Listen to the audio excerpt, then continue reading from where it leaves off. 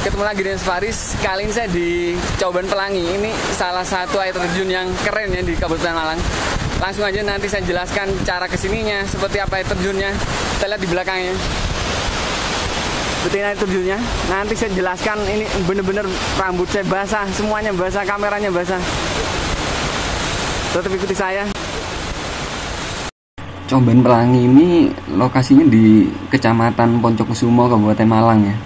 Tepatnya di jalur Malang Bromo, jadi pinggir jalan tempatnya. Kalau mau ke Bromo pasti kelihatan lokasinya ini.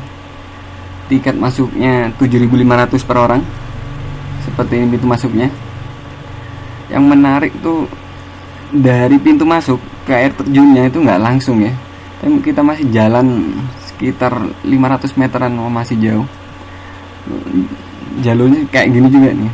Tanjakan, turunan, naik turun gunung, menyeberangi lembah. Alah, udah kayak Ninja Hattori aja. Tapi beneran masih agak butuh keringat untuk datang ke lokasinya.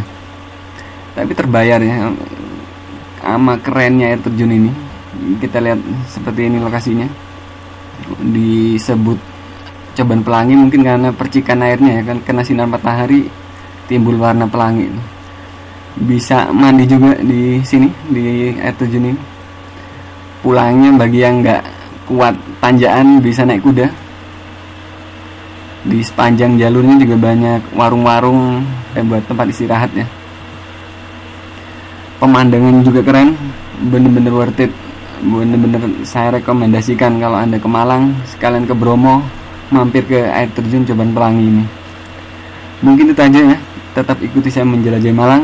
Dari Malang, saya Faris. Assalamualaikum.